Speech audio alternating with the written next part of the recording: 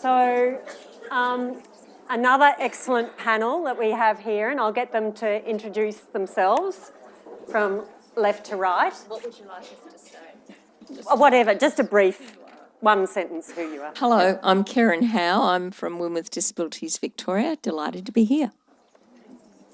Hello, I'm Allison Hocking. I'm the Manager of Social Work and Cultural Diversity at the Royal Melbourne Hospital and an Honorary Research Fellow here at Peter Mac. Hello, Roshan Bhandary from inTouch Multicultural Centre Against Family Violence.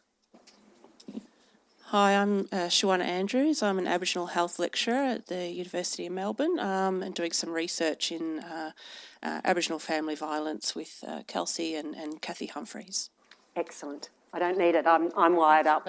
So we got same routine. So think of your questions and comments as we go through.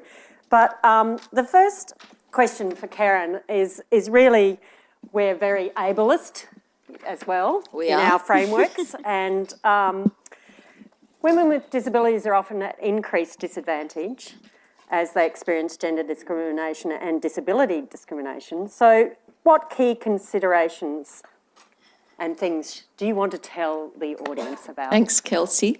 I was thinking about this morning and I thought trust is probably the biggest thing, and I think the point was made clearly in the last session, that until you've established trust, then you're not going to find women opening up. And so I'm using that as an acronym. The first thing to think about is that you talk directly to the woman. And when it comes to disability, we tend to default the opposite. So even, if I go with someone who's standing up and ask a question to a stranger, such as, where's the flight that I'm on leaving from, they'll start to talk to me and they'll automatically start talking to the person beside me. And so someone with an intellectual disability, someone with a mental health problem, someone with a complex communication, that's going to be even compounded significantly. So be aware of that, the fact that you need to talk directly to the woman concerned and expect that that she's going to want to talk to you and not have someone else as the intermediary. And women are generally used to not being spoken directly to and don't expect to be treated with respect, which is the second point, I think. If we treat everyone with a deep respect, then that's obviously going to pave the way towards trust. The other thing that we need, and I think the most scarce resource in hospitals, we all know, is time.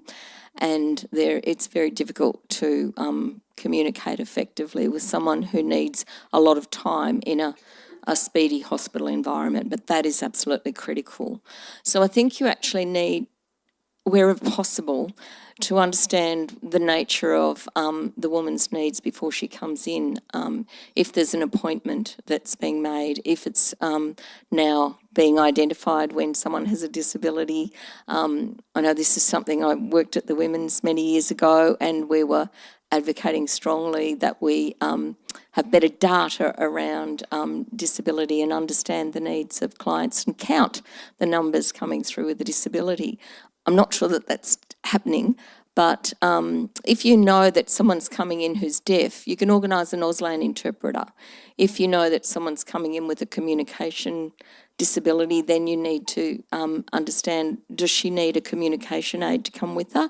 What's the best way of communicating? So if it's not obviously always possible to know that ahead of time, but I think the third point is understanding the needs of the woman, and if you don't know, then ask her what she needs.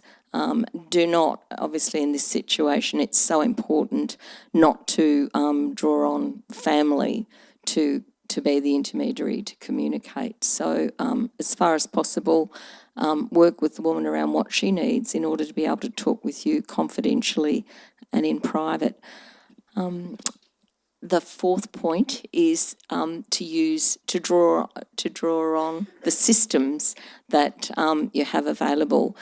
The needs of women who are perhaps dependent on someone who's using violence are quite complex, and so you actually do need to work in a care coordination way with other services that can support her. And there is a brokerage scheme in Victoria for women with disabilities and children with disabilities who experience violence.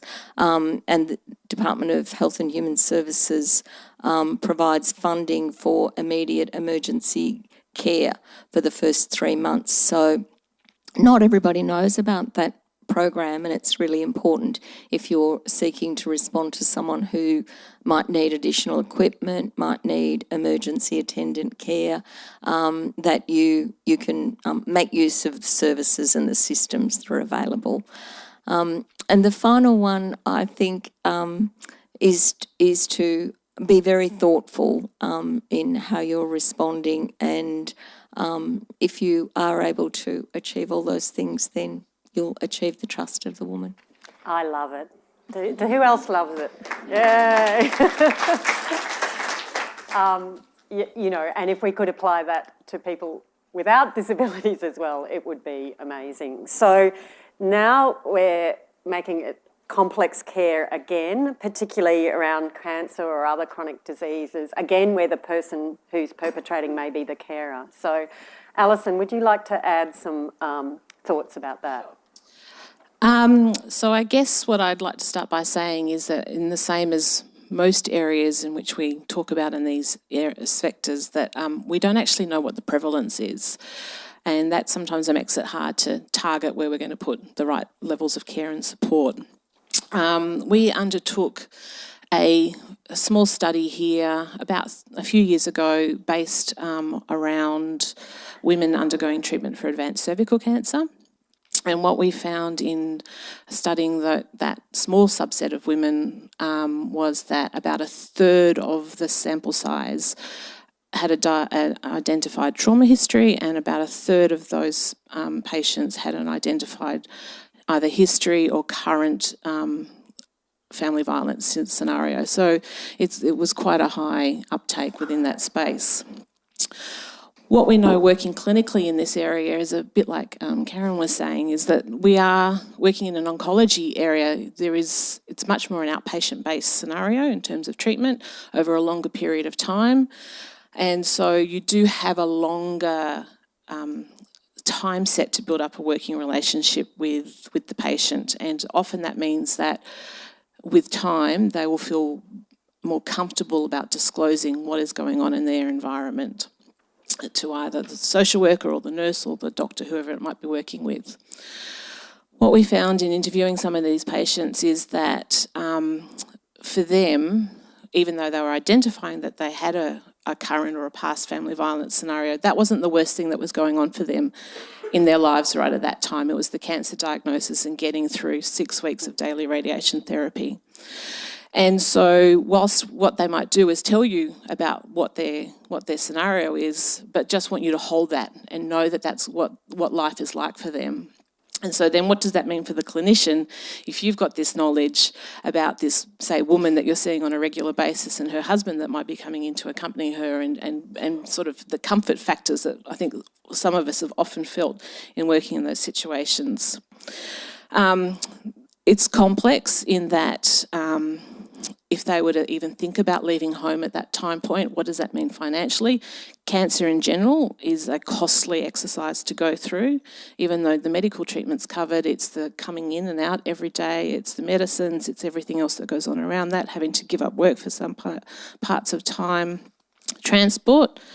How do you get in and out every day if you're relying on in the examples that we had, say, your husband to bring you in and out every day? If you need help with activities of daily living, who's going to do that if you're going to leave the house?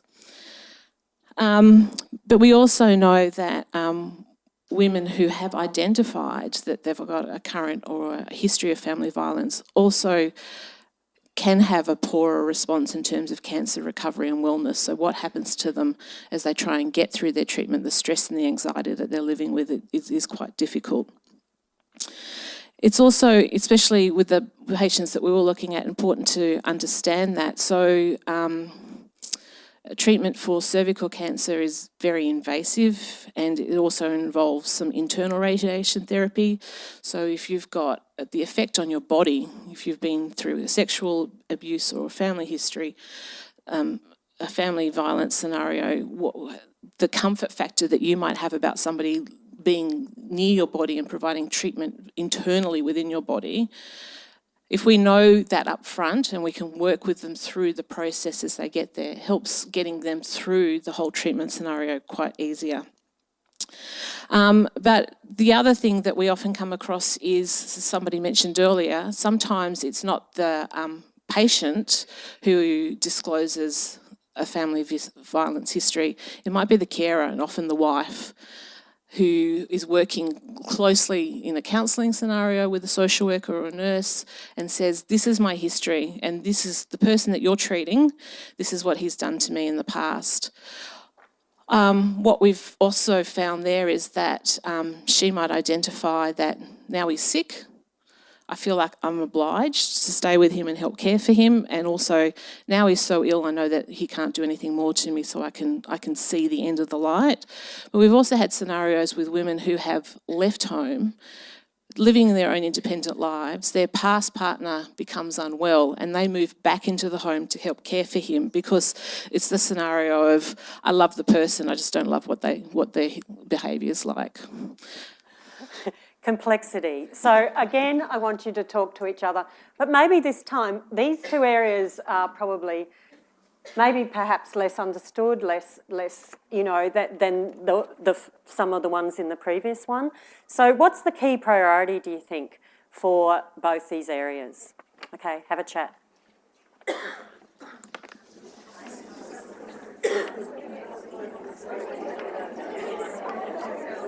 Interesting. It's interesting, isn't it? Sorry? It's interesting. Yes, yeah. Yeah. But has parallels as well, doesn't it? Yeah, that's right. Add all those layers. Yeah.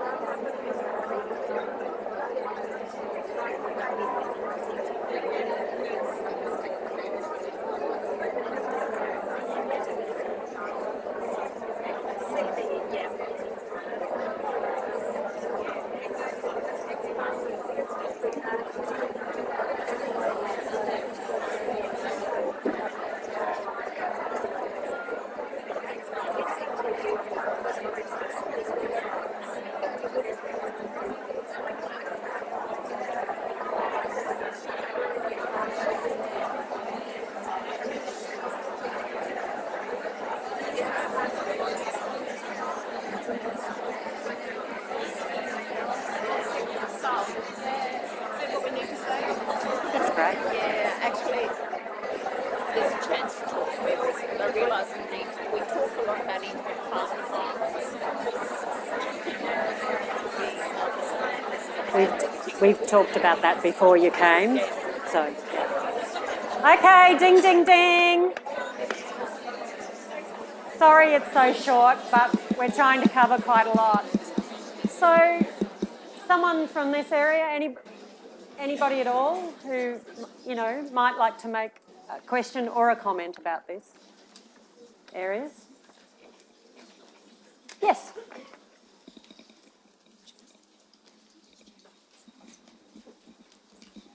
Hi everyone, Marissa from Peter Mac. I guess something I've been thinking about since this morning, and it's fantastic what we're all doing. I guess predominantly my concern is, as consumer liaison, so I get to deal with many patients and their families, is here at Peter Mac, and probably Allison may be the best person to answer this, here at Peter Mac it's a very senior medical model. And so we've got someone with a disability, we have someone with a diagnosis of cancer, plus, as Tanya said, someone that is being abused. and in a 15-minute setting, having that respectful communication.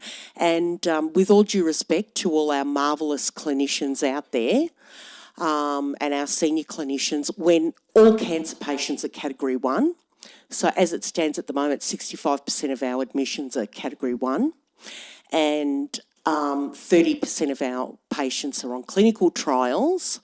So the conversation becomes about the lymphoma or the small cell carcinoma. So I guess I'm asking, how can I put this in a meaningful way, get the senior clinicians on board? I guess that's the million-dollar question.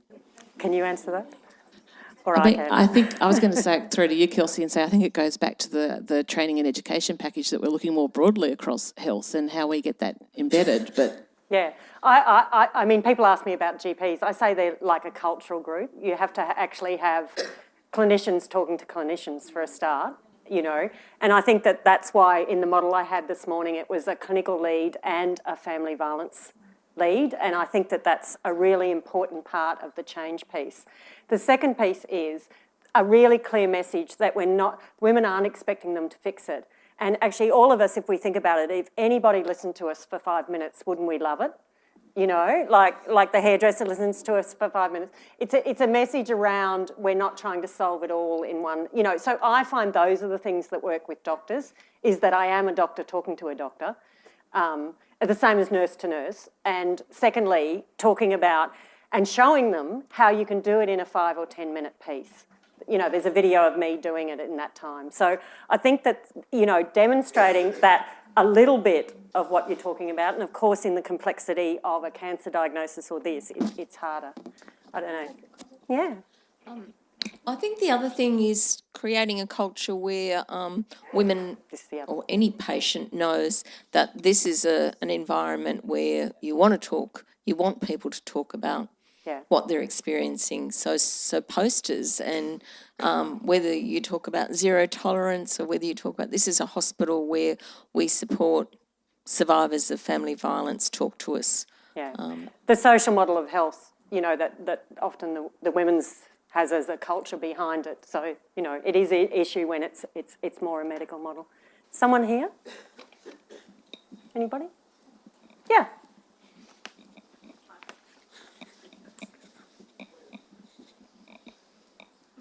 Thanks. I'm Emma O'Brien from the Royal Melbourne. I run the music therapy department.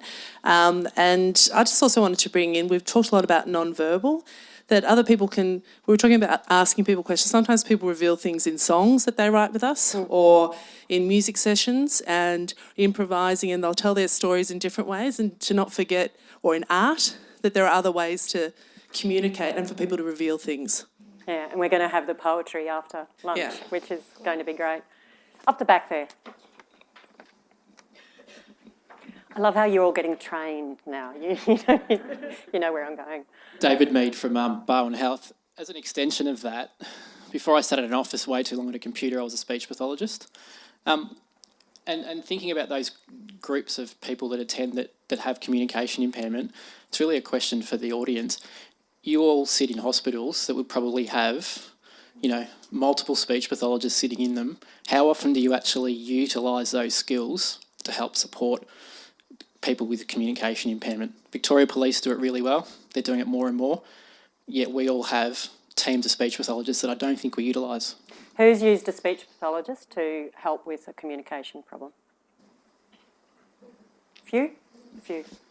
Yeah. Do you have a comment on that at all? Oh, only that it's a fantastic point. There are if you're not in an environment where there's a speech pathologist, there are communication aids that can be contacted through the likes of Scope or Communications Australia, Communication Rights Australia. But I think in hospitals, yes, you've got a resource that you can pull in. We like solutions. I might have to move on, I'm sorry. Yeah. We're going to move on because communication is the key in the next person that we were speaking to around really, Roshan, about culturally and linguistically diverse populations and extra things or things we need to have at the forefront? Sure. So in our practice, we talk a lot about understanding someone's worldview. So as we know that someone's worldview is the lens that they perceive the world, and so particularly in terms of our cohort that is culturally and linguistically diverse clients, worldview could be their value system and beliefs and norms, but it could also be influenced by their life experience, which could be the pre-migration, the migration and settlement experiences, and talking about the worldviews and particularly the belief system. A lot of times, it could be the normalization and internalization of gender inequality, male supremacy, and certain forms of violence. Just to give you a quick example, I'm from Nepal. I migrated here 9 years ago. So we had a festival yesterday where we celebrate with lots of good food and, wearing the red color and all that stuff. So it sounds like a great tradition, right? A great festival. But the nuances of that, why do we celebrate that festival, is to pray for the longevity of your husband. So, yeah. And it's, you could have as much food as you want before that day, but on that day, you can't even have a drop of water. 24 hours, it's not just during business hours, it's 24 hours, you can't have a drop of water, you can't have any food, and you pray for your longevity of your husband. So that's the tradition. I've been married for 30 years, and guess how many years it took me to break that tradition? Good 20 years. So it's not easy to break a tradition or, to ask someone to change their way of life and, break that belief system. So we all know that, probably you've heard from your clients who've said that, it's acceptable, it's internalized, it's normalized, and it could be that, things are like that back home, the normalization and internalization. And even now, if my husband gets sick, I think, is that because I didn't do that fasting? Is that why he's coughing?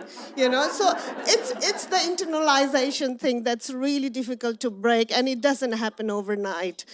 So understanding someone's worldview becomes very, very important. The other, directly relevant point is the identity of our clients in terms of where they are in their life journey. For example, we all know the difference between individualist versus collectivist society. So you might have heard from your clients, who are reluctant to take any action for fear of consequences of, for family back home. I remember clearly a client from Indian background saying, I don't want to take intervention order because my sister is getting married next month in India. So, if you think that, think about your individual safety, you're in danger, don't worry about your family back home. It's not you lose her, You have to understand and work with her, point of view and her worldview, because that's the reality for her.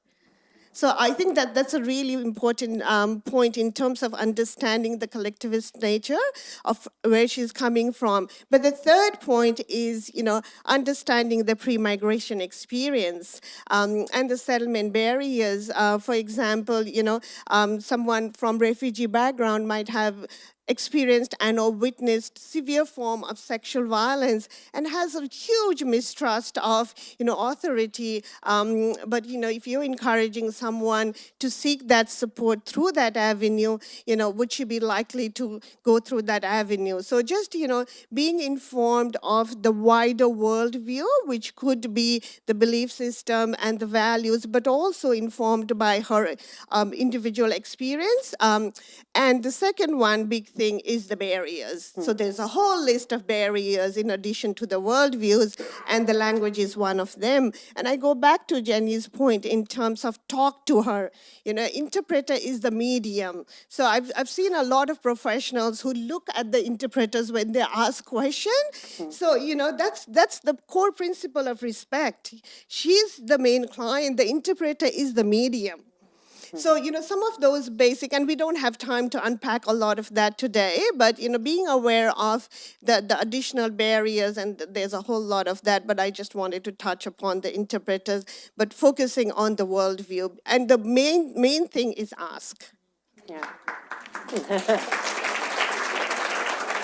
and just to mention the structural barriers around people who are on visas and things, that's enormous in a particular group.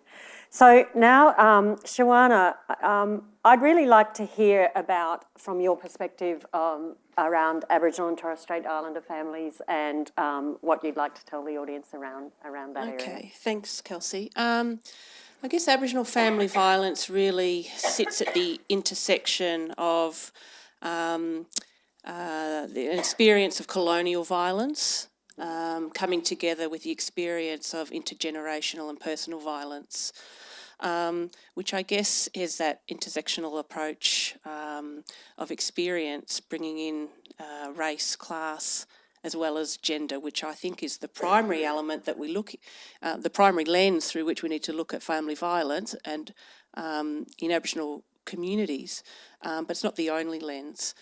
And I think that equally applies to both work with Aboriginal women and with Aboriginal men, the intersectional approach.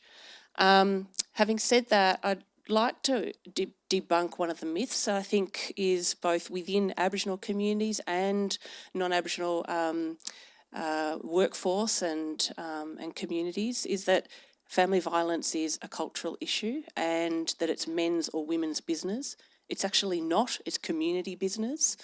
And quite often that can cause some of the issues in terms of the way we frame our programs or the way we fund our programs, and reinforces what some of the really fantastic work that some of our communities are doing, which is a communal approach, that collective approach to addressing family violence, that in fact we can't just work with women and children alone. We actually have to take both a family and community approach that includes elders, children, and that situates family violence in the broader context of both colonial and lateral violence that our communities experience.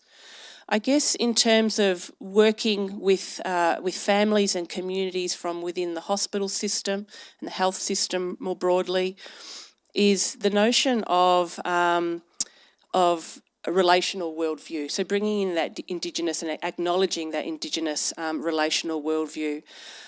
You won't be able to work successfully with your Aboriginal patients if you don't build that relationship both with them as individuals, but also with their community and community organisations.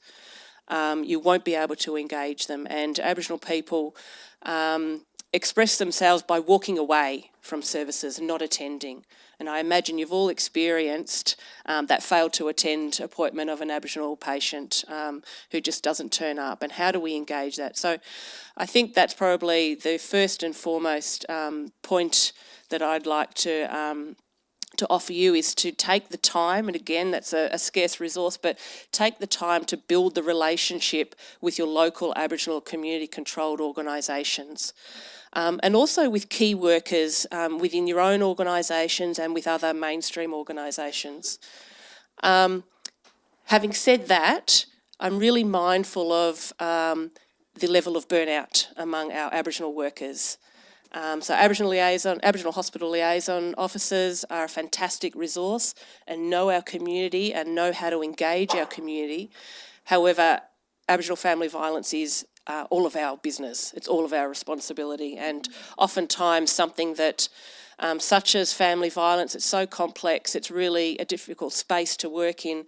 Quite often it can be dumped on the Aboriginal liaison officers' shoulders, who don't have the resources, oftentimes are not trained, don't necessarily have the skill set to manage that at a structural level, let alone at an interpersonal level. So I guess the other aspect is to engage families, that men are part of this way of working, part of this solution towards addressing family violence. And that points to, I guess, the issues that many of our communities experience around identity and cultural identity.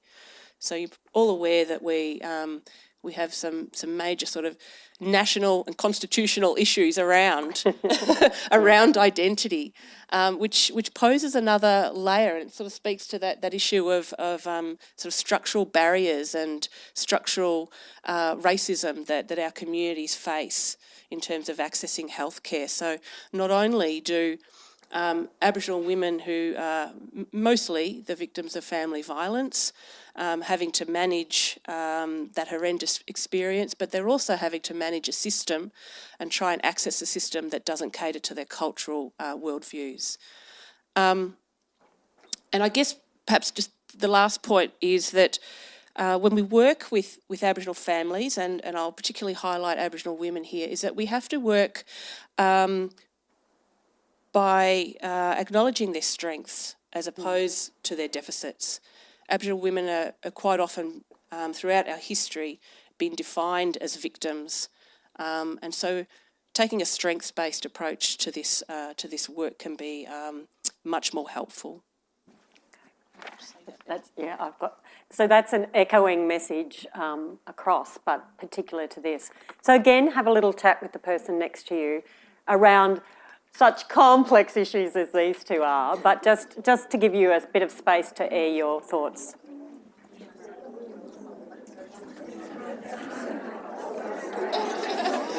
At the end, you need to say to people that when they get their lunch, they can move into the cafe and onto the balcony because it's too crowded. They grab their lunch and then they're free to go out through the cafe at the end and out onto the balcony. When you're looking at the outside, you know, festivals and important calendar dates. Aren't you pleased with my time? Not understanding really the impetus of that.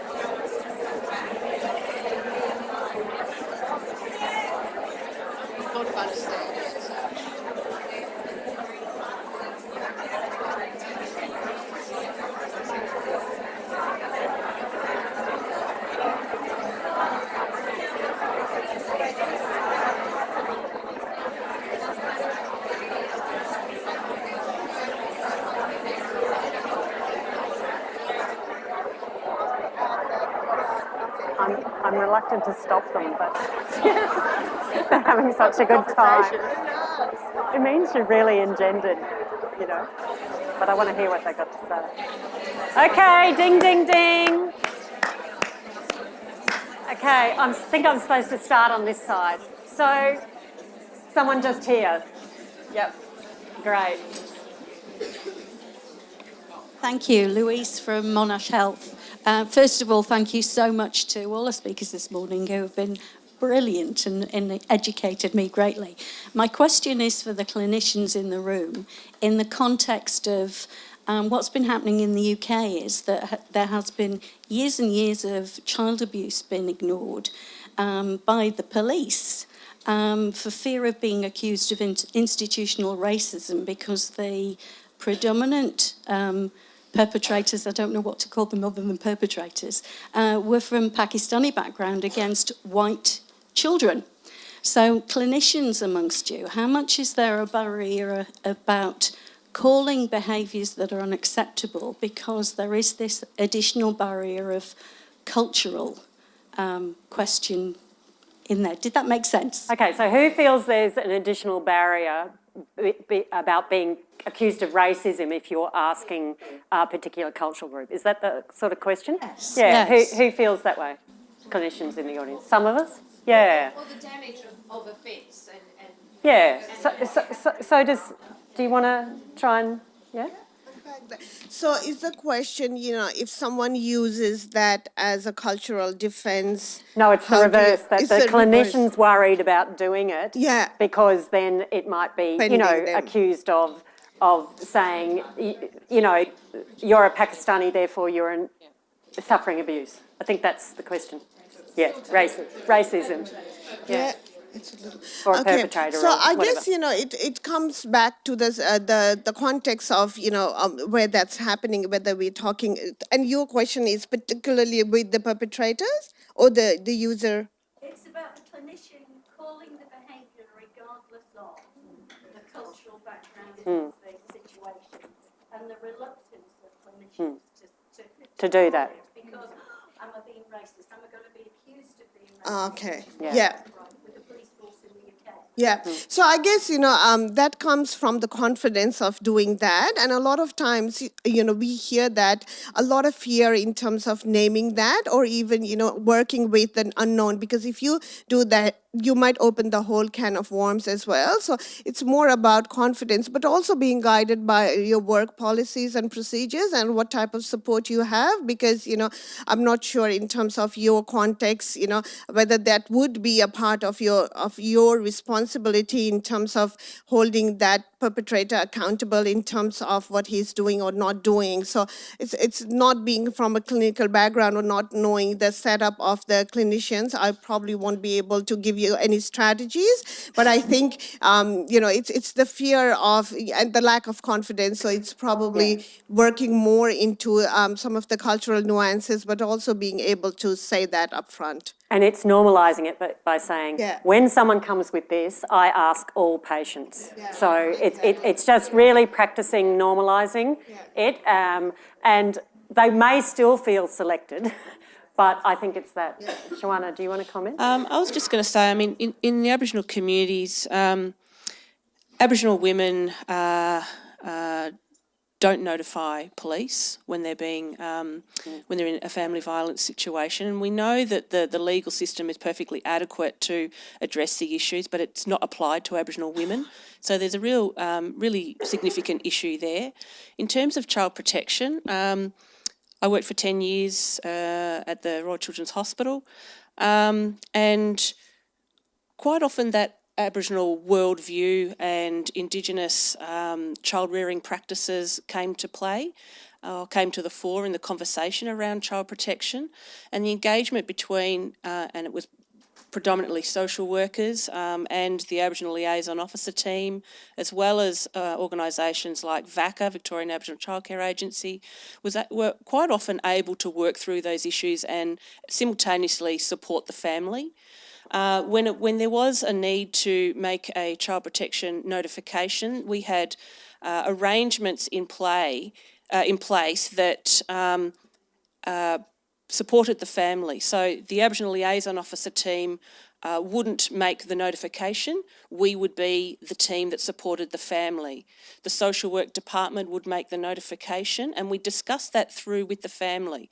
So it's not a matter of playing good cop, bad cop, but it's actually a process whereby there's an issue and the safety of the child has to be addressed, but the support for the family is there as well, so that they're not actually alienated from the system.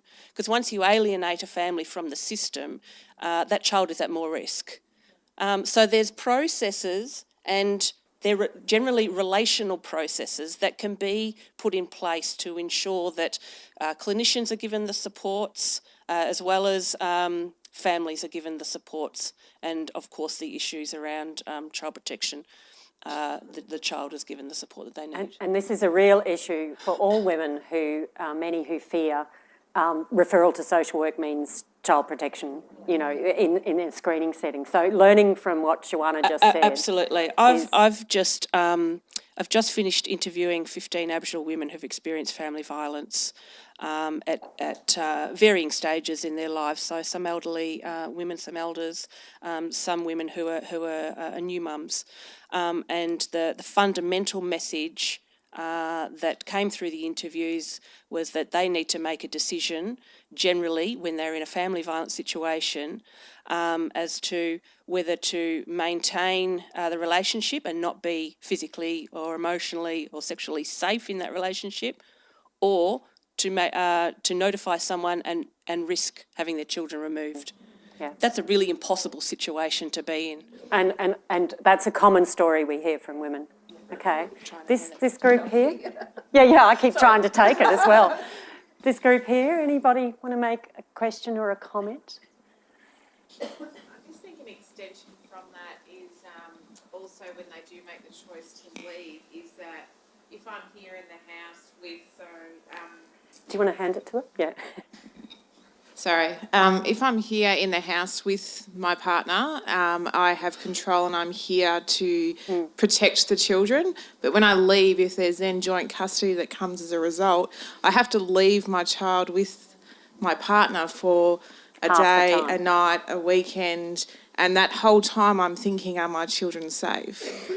So there's that added complexity to also be thinking about when caring for and supporting the people going through. And leaving isn't always the answer, because they're often at more danger and often at the mercy of family court proceedings. Yeah. That's right. Can I just add something to that? that? So That Keran notion would of leaving can be particularly complex for Aboriginal women, particularly in perhaps more smaller regional Aboriginal communities, in that they need to make a decision oftentimes then whether they fracture their identity. So oftentimes women can't leave a relationship without leaving the whole community. And then when we have low sort of social agency among many of our Aboriginal women, where do they go? If their whole lives are sort of invested in this one community, which is their community, and we sort of bring in aspects of lateral violence here, where do women go? So they have to make a decision around identity, as well as whether I leave the relationship, as well as safety of my children, and am I able to keep my children with me? Yeah. Okay, last question here, somewhere here. Anybody? No, really? Okay, one here, and then a minute or so each for each of you to do a little wrap up. It's more of a comment about the clinicians. Several things have been raised today, and in preparing the Strengthening Hospitals Toolkit, one of the things we say in the project management guide is this is basically change management, and you have to engage your stakeholders. And one of the fundamental things is you have to have clinicians on your reference group, and you've got to identify who those clinicians are that you think are going to be champions for this cause that can influence other clinicians. So it's not just training clinicians, because it's not all, it's using what Kelsey said, you've got clinicians talking to clinicians. So if you start by having them on the reference group, then that's a really great start. And you'll be smart enough to look in your hospital and say, who are those people? And consumers and community on the reference group. Okay, Keran, we'll do the wrap up now. Just a comment I wanted to make about the child protection issue. It's a very real issue for women with cognitive disabilities, intellectual acquired brain injury, women with a history of mental health, that it's very likely if they do report family violence that they will have their child, they'll end up with child protection, and sometimes the perpetrator is the one who receives custody. So that is a real issue. I suppose I just wanted to, and it may have already been said before, but to state the obvious, that hospitals are such a critical point of opportunity for women to be able to disclose safely. So it's, I know it's so hard in a complex system to get a proper family violence response up, but it's so important. I think it's fantastic to see so much energy around this, and I just want to say keep going, keep working at it, and it's such an important point for a confidential conversation. So we're going to go along. I can only echo what Keran's just said, really. I think that, take every opportunity if somebody discloses their family violence situation to you to be supportive and to offer them the information that they require. As I said, in the cancer context, what we find is that women are unlikely to leave during cancer treatment for a whole range of reasons, but what evidence shows us for some research from America is that 6 to 12 months later, once they've got through all of that and they're feeling stronger and they've already survived a cancer diagnosis, they actually are more likely to get up and leave the house. So any support that you can offer at any time point is amazingly beneficial to them in the long term. I just want to go back to the point of that connection to the community and offer an example where, I once worked with a woman, who took intervention order, and there were up to 20 safety notices issued by the court against different community members. Because, sometimes you might see in CAL communities that the faith or community leaders might want to be the first point of contact, and if you don't adhere to that, invisible norm, that they might be ostracized. So for that particular community, there were 20 safety notices issued against different community members, and eventually they had to be relocated because of the fear of consequence from the community. So that's a real fear for a lot of our clients. But going back to the point of window of opportunity, because for a lot of our cohort, the educational and the health setting is a very non-threatening authority for them. So they are likely to engage and disclose. The window of opportunity, make use of the window of opportunity, because I think you guys have a really, really good chance in terms of supporting clients and vulnerable clients further. I'd just like to say that Aboriginal family violence is situated within the historical, collective, the intergenerational and the individual experience of family violence. So any intervention and engagement in this space has to reflect all of those sort of interconnected and fairly complex elements. And I guess just to take it on, that the silence around Aboriginal family violence is deafening for Aboriginal women. Okay. So I've learned a lot. I'm sure you have as well. So join with me in thanking the panel. It's lunchtime, and apparently I'm supposed to say you can grab your lunch and go onto the balcony through the cafe, apparently. And you need to be back at 1:30. 1:30. Thanks, everybody.